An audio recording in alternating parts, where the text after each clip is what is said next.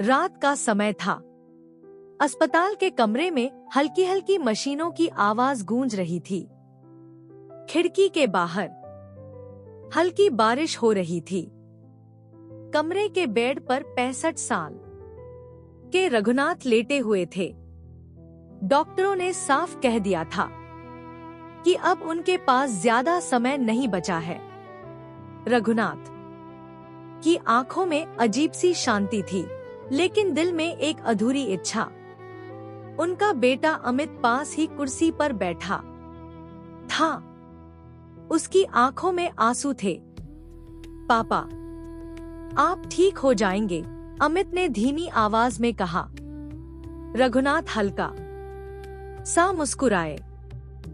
बेटा, जिंदगी की सच्चाई से भागना नहीं चाहिए। डॉक्टर झूठ नहीं बोलते। कमरे में कुछ पल के लिए सन्नाटा छा गया।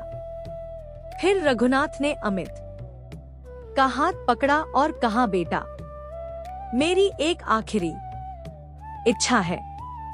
अमित तुरंत बोला, आप जो कहेंगे मैं पूरा करूंगा पापा। रघुनाथ की आंखों में हल्की नमी आ गई। मैं अपनी बेटी सोनाली से मिलना चाहता हूँ। यह सुनकर अमित अचानक चुप हो गया। सोनाली, उसकी बड़ी बहन, जिसे इस घर से गए हुए 10 साल हो चुके थे। 10 साल पुराना सच। 10 साल पहले सोनाली ने अपनी पसंद से शादी कर ली थी। रघुनाथ को यह मंजूर नहीं था। गुस्से में उन्होंने कह दिया था, आज से तुम हमारी बेटी नहीं हो। सोनाली बहुत रोई थी, लेकिन फिर चुपचाप घर छोड़कर चली गई। उस दिन के बाद न रघुनाथ ने उसे देखा और न ही कभी बात की। लेकिन आज मौत के करीब खड़े रघुनाथ के दिल में सिर्फ एक ही बात थी, अपनी बेटी से आखिरी बार मिलना। बेटे का फैसला। अमित ने तुरंत सोनाली का नंबर ढूंढा। काफी कोशिश के बाद नंबर मिला। फोन लगाया। फोन बजता रहा। फिर एक आवाज आई, हेलो। अमित की आवाज कांप रही थी। दीदी, मैं अमित बोल रहा हूँ। कुछ पल के लिए फोन के उस पार सन्नाटा छा गया। अमित, तुम? सोनाली की आवाज में हैरानी और दर्द दोनों थे।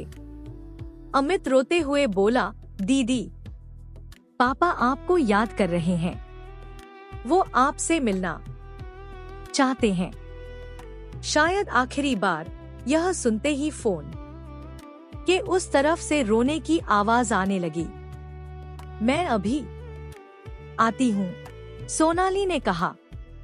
अस्पताल का वो पल। करीब 2 घंटे बाद अस्पताल के कमरे का दरवाजा धीरे से खुला। दरवाजे पर सोनाली खड़ी थी। उसकी आंखों में आंसू थे। रघुनाथ ने जैसे ही उसे देखा, उनकी आंखें भर आईं। सोनाली, बस इतना ही कह पाए। सोनाली दौड़कर उनके पास आई और उनके हाथ पकड़ लिए। पापा, मुझे माफ कर दीजिए। रघुनाथ की आंखों से आंसू बहने लगे। नहीं बेटा, गलती मेरी थी। मैंने अपने अहंकार में तुम्हें खो दिया। कमरे में मौजूद हर इंसान की आंखें नम थी। आखिरी इच्छा, रघुनाथ ने कांपती आवाज में कहा, मेरी आखिरी इच्छा है, तुम दोनों हमेशा साथ रहना। अमित और सोनाली ने एक दूसरे का हाथ पकड़ लिया। हम वादा करते हैं पापा, दोनों ने एक साथ कहा। रघुनाथ के चेहरे पर सुकून आ गया। उन्होंने धीरे धीरे आंखें बंद कर ली और उसी शांति के साथ उनकी सांसें हमेशा के लिए थम गईं। कभी कभी अहंकार हमें अपनों से दूर कर देता है, लेकिन जिंदगी बहुत छोटी है, इसलिए अगर कोई अपना रूठ जाए तो उसे मनाने में देर मत करो, क्योंकि कभी कभी माफी बोलने का मौका भी नहीं मिलता।